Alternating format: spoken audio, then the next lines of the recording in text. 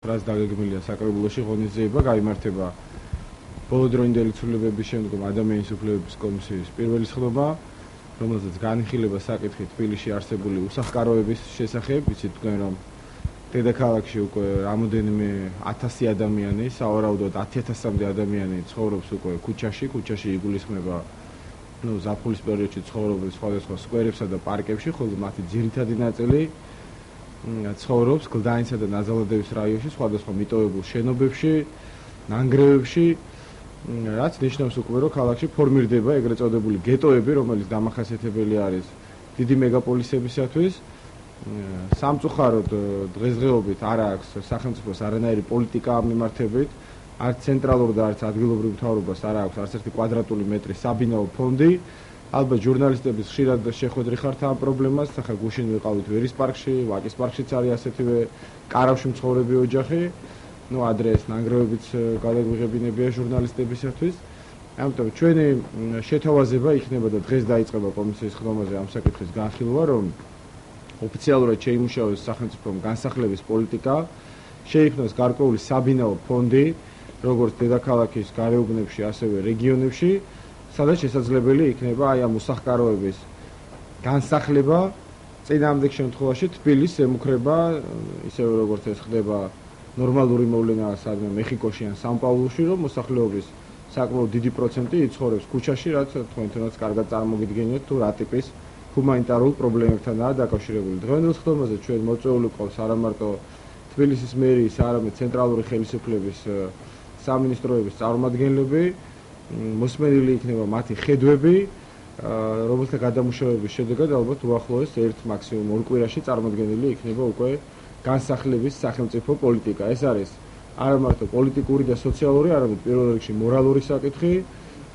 ჩვენ ყველანი შეჩეული ვიყავით თავის დროზე თბილისის ქუჩებში გვინახია ხა ბოშები როგორ ცხოვრობენ, ეს მათი ცხოვრების ტრადიცია არის, მაგრამ დღეს უკვე თბილისის ქუჩებში ცხოვრობენ ჩვენივე თანამემამულეები, ჩვენივე მოქალაქეები და საზოგადოებას არ აქვს ბუნებრივია უფლება რომ ამ ყველაფერს თვალები აარიდოს. აი ამ საკითხის განხილვა 12 საათზე დაიწყება თბილისის საკრებულოს ადამიანის უფლებათა კომისიის ხდომაზე.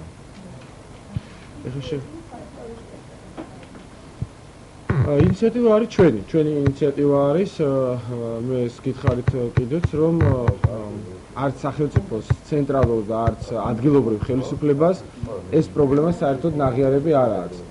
მე რო გითხარით ეს 10000 დევნილი განთავსებული არის მეთქი ნანგრევებში, აღარ განმარტე, მაგრამ ბუნებრივად იგულისხმება რომ ეს ხდება არლეგალურად. ნანგრევებში ბუნებრივია რომ არანაირი სტატუსი მათ არ აქვს. 1 ოქტომბრის შემდგომ ბევრ შენობაში შეიჭრნენ აი ეს უსახკაროები, თუმცა ბუნებრივია რომ ეხა არც ამას არანაირი ოფიციალური სტატუსი არ აქვს. ერთადერთი ეხა ჩვენ მუშაობთ ჯანმრთელობის დაცვის სამინისტროსთან და პირველი პრეცედენტი ალბათ იქნება რომ კოჯორში შეიძლება ყოფილ ბავშვთა სახლს მიენიჭოს უსახკაროთა თავშესაფრის სტატუსი და გარდა ამისა არსებობს ერთი შვეიცარიული პროექტი, ცნობილი, კარგად ცნობილი 26 ბინიანი, თუმცა ეს რა თქმა უნდა არის აბსოლუტურად არაადეკვატური. დღემდე თბილისის მერია შემოვლების დასრულებიდან უკვე წელიწადზე მეტი გავიდა, მაგრამ ვერ ანაწილებს ამ ბინებს, იმის გამო რომ შეუძლებელი არის 26 ბინა გაანაწილო 10000 ადამიანზე. ეს ბუნებრივია რომ ყოველთვის აქ იქნება შეკითხვები სამართლიანობასთან დაკავშირებით. ამიტომაც ეს უკვე მომავლის საკითხი არის დღევანდელი განხილვის შემდგომ, მაგრამ მე ვფიქრობ რომ ახალი კორპუსების მშენებლობას თბილისის ცენტრში ჯობია გარეუბანში არის უამრავი მიტოვებული შენობა და მათ რემონტზე ამ თანხების დახარჯვა და რაც თავარია რეგიონებში დასახლებების შექმნა იმ ანალოგიით რაც ხორციელდებოდა 90-იან წლებში ეკომიგრანტებისათვის. საბოლოო ჯამში ჩვენ დაზამთრებამდე გვჭირდება რამოდენიმე 1000 ადგილი საბინაო ფონდი რამოდენიმე 1000 ადამიანისათვის. წინააღმდეგ შემთხვევაში დევს ახლა Facebook-ზე ფოტოები, ვიდეო მასალაც გასულა სხვადასხვა ტელეარხებით, თუმცა მაინც ქართული საზოგადოების ყურადღება ამას აკლია. ეს ძალიან გავს, ვინცაც შეგიძლიათ ახლა რომ მიგახვედროთ რაზე არის საუბარი, ფილმი მე-13 რაიონი, ფრანგული ფილმი შეიძლება ბევრსა გაქვთ ნაყურება, ეს ზუსტად აქ საუბარი არის მე-13 რაიონზე, რომელიც ჯერჯერობით გლდანის და ნაზალადევის ფარგლებში არის მოქცეული, თუმცა სტაბილურად იზრდება მათი რაოდენობა და ნელ-ნელა მოიწევს რა თქმა უნდა ქალაქის ცენტრისაკენ.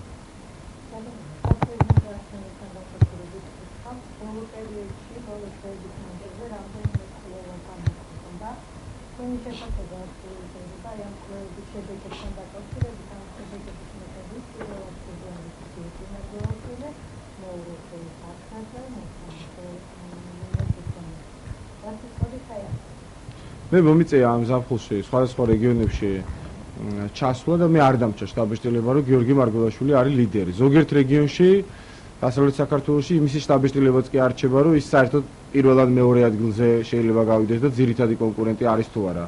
ძალიან ბევრი არის რაიონი, სადაც საერთოდ მის შესახებ ცოტა რამ სმენიათ. მე პირადად ამ გამოკითხვის შედეგების არ მჯერა, რაც გამოქვეყნდა და ვფიქრობ, რომ ალბათ უნდა მოხერხდეს ბოლოს და ბოლოს, რომ ქართულმა საზოგადოებამ, ქართულმა სამეცნიერო საზოგადოებამ, სოციოლოგებმა მოახერხონ ღია და გამჭვირვალე კვლევის ჩატარება, რომელსაც ექნება მეტნაკლების სანდოობა. რაც შეეხება ამ კვლევას, ეს ლეიბორისტული პარტია იყენებდა ადრე ამ მეთოდს, რომ ყველა გამოკვლევაში და ყველა ეტაპზე და ყველა წელს და ყველა თვეში ქონდათ 80%. და ეხლა ძალიან გამიკვირდა, რომ მართლობა პარტიამაც ამ შედეგებს მიმართა. მე პირადად გონია, რომ არც ამ 53-ის ნახევარი არ არის დღეს მართლობი პარტიის კანდიდატს რეალობა, რომ შევაფასოთ. და აქვს ასეთი ტიპის გამოკითხების გამოქვეყნებას ძირითადად ფსიქოლოგიური შტორმის ხასიათი, რომ მოწინააღმდეგე, ასე ვთქვათ, დააშინონ თუ რაღაცა, აი, მაინც წაგებულია ბრძოლა და აორჩეულზეც იქონიონ ეს ფსიქოლოგიური ზეგავლენა. ამიტომ მე პირადად ვფიქრობ, რომ თუ არჩევნების სამართლიანად ჩატარდა, მარგველაშვილს ყოველ შემთხვევაში პირველ ტურში არჩევნების მოგების თეორიული შანსიც არ აქვს.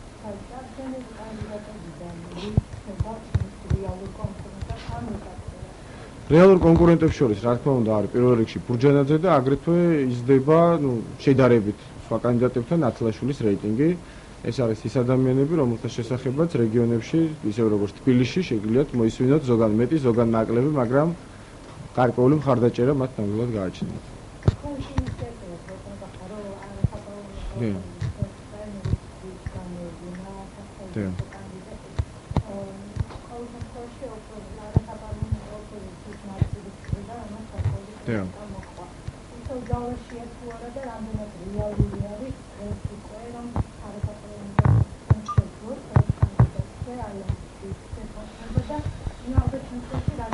მე ვფიქრობ, რომ ეს აორჩევლისთვის იქნება ყველა შემთხვევაში მაინც ერთგვარი კრიტერიუმი.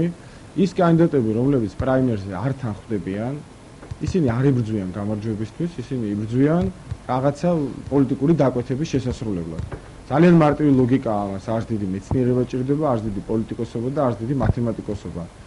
გამარჯვებით დაინტერესებული კანდიდატი აქეთ უნდა იხვეწებოდეს პრაიმერის ჩატარებას, იმიტომ რომ რას ნიშნავს ეს? თუ თქვენ გაქვთ გამარჯვების შანსი და სიტყვაზე გაქვთ 20%, ან 25%, ან ყველაზე მეტი რეიტინგი და სხვა ოპოზიციონერ კანდიდატებს აქვთ 3%, 5% და 7%, ეს იმას ნიშნავს, რომ პრაიმერის შემთხვევაში თქვენ ადვილად დაამარცხებთ მათ და მათი 3, 5 და 7% დაგემატებათ თქვენ და 25%-ის მაგურად გექნებათ 40%. ეხლა თუ დაინტერესებული ხარ გამარჯვებით, შეუძლებელი არის, რომ ამ ლოგიკას ვერ მიხვდე და შეუძლებელი არის, რომ ეს არ გაწყობდეს. ამიტომაც შეგიძლიათ გაიხსენოთ უახლოესი პოლიტიკური წარსულიდან სხვადასხვა ეპიზოდი, როდესაც ლიდერი კანდიდატები ყოველთვის დაინტერესებული იყვნენ პრაიმერის ჩატარებით. მე თვითონ მქონდა ნაძალადევის შუალედური არჩევნები იყო ბოლო ასეთი მაგალითი, როდესაც მე ვთხოვდი სხვა კანდიდატებს, რომ პრაიმერში მიეღოთ მონაწილეობა. გახსოვთ, რომ ზოგიერთი ჩემი ოპონენტი ამბობდა, რომ 60% ქონდა რეიტინგი, მე აიღეს ზოგმა 3, ზოგმა 11%, მაგრამ გასაგები იყო, რატო არ დათანხმდნენ ისინი პრაიმერს, მათი ფუნქცია იყო უბრალოდ ჩემთვის ხმები წაერთვათ და არც ერთი არ იბრძოდა გამარჯვებისათვის. იგივე შეგვიძლია გავხსენოთ 2008 წლის, 2010 წლის არჩევნების ისტორიიდან და დღესაც ხდება იგივე. რა თქმა უნდა, თუ გვინდა არჩევნების მოგება, ასეთ შემთხვევაში პრაიმერი არის გარდაუვალი. და სრულიად აშკარა არის, რომ დღეს არც ერთ ოპოზიციონერ კანდიდატს ცალკე აღებული არჩევნების მოგების შანსი არ აქვს. თუ არჩევნების მოგება არ გვინდა და დავალება არის საიდანღაც რომელიღაც კულუარიდან რომ მიდი ამ არჩევნებში ერთი ცოტათი გაათამაშე ხელფეხი და რაღაცა ეგება 5% იმას წართო და 3% ამას მიუმატო, მაშინ ბუნებრივი არის, რომ პრაიმერი ასეთი კანდიდატებისათვის მისაღები არ არის. ძალიან მარტივი ლოგიკა არის ჩემთვის.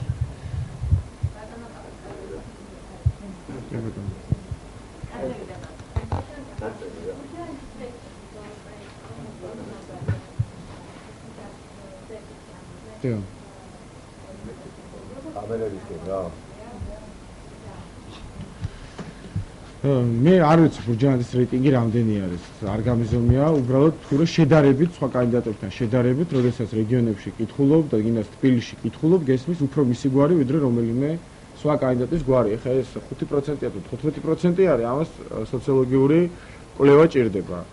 რაც შეეხება იმას, თუ რამ გამოიწვია მისი რეიტინგის და ისევე როგორც მე ნათელაშვილზე ვთქვი, რომ მასაც აქვს რაღაცა გარკვეული ყურადღება მის მიმართაც იზრდება, ეს გამოიწვია ხელისუფლების რეიტინგის ვარდნამ. აი ეს არის ძალიან შესამჩნევი.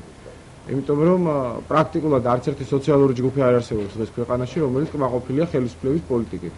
განსაკუთრებით მას შემდეგ ადრე ხალხი უკავშირებდა მაინც თავის მოლოდინებს საპრეზიდენტო არჩევნების შემდგომ პერიოდს და ამბობდა, რომ აი ივანიშვილი არ აბრუნებს მიტაცებულ ქონებას საპრეზიდენტო არჩევნებამდე და დააბრუნებს აი აცალეთს და საპრეზიდენტო შემდგომ დაიწყებს.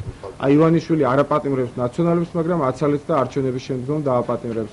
აი ივანიშვილს არ გაუხსნია არც ერთი საწარმო იმას საწარმოდან, მაგრამ აი ახალი საპრეზიდენტო არჩევნების შემდგომ აპირებს. მას შემდეგ რაც მან განაცხადა, რომ აპირებს არჩევნების შემდგომ წავიდეს, ძალიან დიდი სკეპსისი არის რბილად რო თქვა საზოგადოებაში იმასთან დაკავშირებით, რომ მარგველაშვილი დააპატიმრებს დამნაშავეებს და კვირიკაშვილი გახდეს ას საწარმოს. პრაქტიკულად შეიძლება ითქვას, რომ ამისი არავის არ ჯერა. აქედან გამომდინარე, ბუნებრივია, რომ ხელისუფლების რეიტინგი იკლებს, ეს ძალიან შესამჩნევი არის და ამისი უარყოფა, მე ვფიქრობ, მეტნაკლებად კეთილსინდისიერ სოციოლოგს ძალიან უნდა გაუჭირდეს. საპრეზიდენტო არჩევნებში ჩვენ კიდევ ერთხელ გიდესტურებთ, რომ ჩვენი პარტია არ აპირებს კანდიდატის წარდგენას, თუმცა თუ არასაპარლამენტო ოპოზიცია გადადგამს ნაბიჯებს გაერთიანებისაკენ, ჩვენ ამ კოალიციაში მონაწილეობას მივიღებთ, როგორც ერთგვარად მიუკერძოებელი და ნეიტრალური მხარე ამ შემთხვევაში, ყველანაირად შეუწყობთ ხელსამართობის შექმნას და მე ვფიქრობ, რომ ქართულ სახელმწიფოს ჭირდება თუ კი არასაპარლამენტო ოპოზიცია მიაღწევს გარკვეულ წარმატებას საპრეზიდენტო არჩევნებში. საქართველოს მომავალი არის არასაპარლამენტო ოპოზიციაში. არც კრიმინალური ნაციონალური მოძრაობა და არც კორუმპირებული ქართული ოცნება ვერ შეძლებენ ისინი საქართველოში იმ რეფორმების გატარებას, რომელიც აუცილებელი არის ქვეყნის შემდგომი განვითარებისათვის. ამისი გაკეთება შეიძლება მხოლოდ არასაპარლამენტო ოპოზიციის წიაღში. არც არასაპარლამენტო ოპოზიცია არ არის დასახლებული გასაგებია ფრთიანი ანგელოზებით, მაგრამ თუნდაც უკანასკნელმა მოვლენებმა საარჩევნო კოდექსთან დაკავშირებით ცხადყო, რომ უფრო მეტი საღი აზრი, უფრო მეტი ევროპული მიდგომები, უფრო მეტი თანამედროვე ხედვები რიგ საკითხებთან დაკავშირებით დღეს არსებობს არასაპარლამენტო ოპოზიციაში, ვიდრე პარლამენტში წარმოდგენილ ორ პოლიტიკურ ძალაში.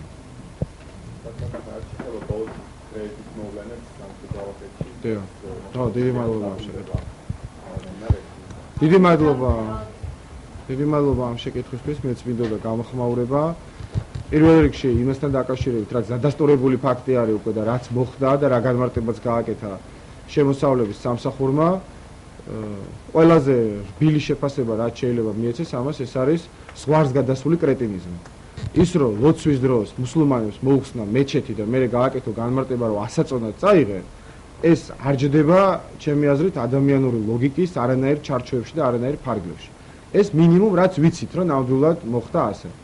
ეხლა რაც შეეხება იმას, მე ვესაუბრე ხელისუფლების რამდენიმე წარმომადგენელს ტელეფონით არ გამიკეთებია დღემდე არანაირი კომენტარი ამ საკითხზე, რომ მე პირადად კიდაც ვარაუდი დაარქვით, კიდაც ეჭვი არ მაქვს არანაირი მტკიცებულება ამისი, მაგრამ ლოგიკა მიუთითებს იმაზე, რომ შესაძლოა ეს კრეტინიზმის გარდა იყო კიდევ პოლიტიკური პროვოკაციაც, იმიტომ რომ მუსულმანების წინააღმდეგ აი გარკვეული ტიპის ასეთმა გამოხტომებმა და შემდგომ ამ გამოხტომების ძალიან კარგად გაშუქებამ და ტირაჟირებამ მიიღო ერთგვარი ტენდენციის სახე ბოლო თვეების განმავლობაში და ძალიან გავს ეს ყველაფერი იმ მართულ პროვოკაციებს, როგორ იწყებოდა 90-იანი წლების კონფლიქტები.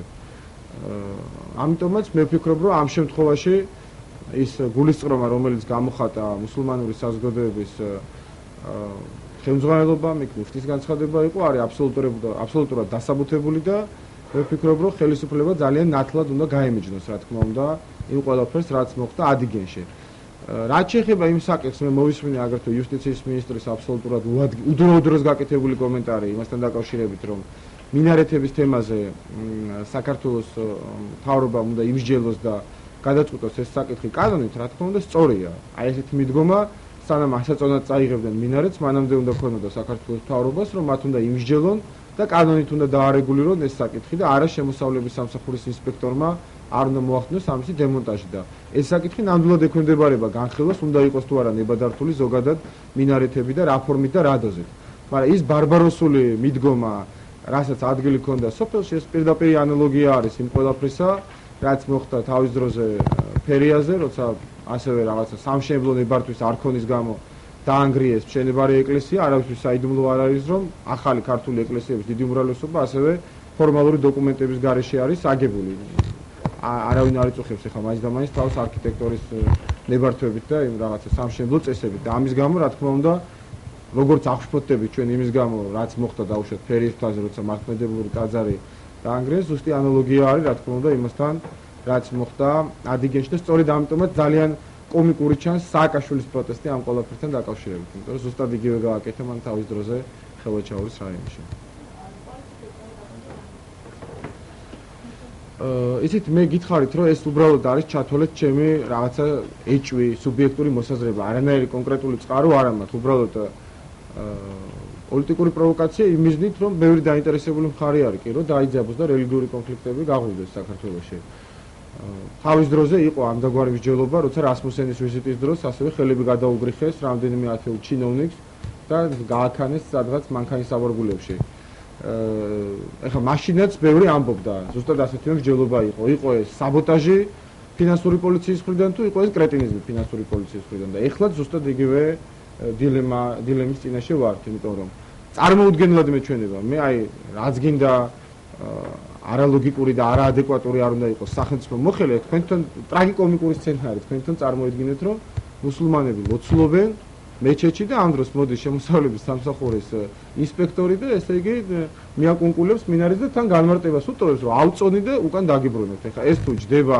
რომელიმე რაღაცა სახელმწიფო მოქმედის მოხელის მოქმედების რაიმე ლოგიკაში მითხარით შეუძლებელი არის რომ ამ ყველაფერს განხორციელების დროს შეკითხვა მაინც არ დაესვა ინსპექტორს ან გამგებელს ან ვინც იყო ხელმძღვანელი პირი რომ ხო არ გამოიწვევს ეს შემთხვევით ხო არ გამოიწვევს ეგ ყოფი ლოცველების გაღიზიანებას მით უფრო როცა დააპატიმრეს 10 ადამიანი გასაგებია რომ რამოდენიმე ათეული ადამიანი იყო იქ ალბათ ხო ანუ შერჩეული იქნა სპეციალურად ისეთი დრო რომ მაქსიმალური გამწვევა მოხდარიყო ადგილზე არაფერს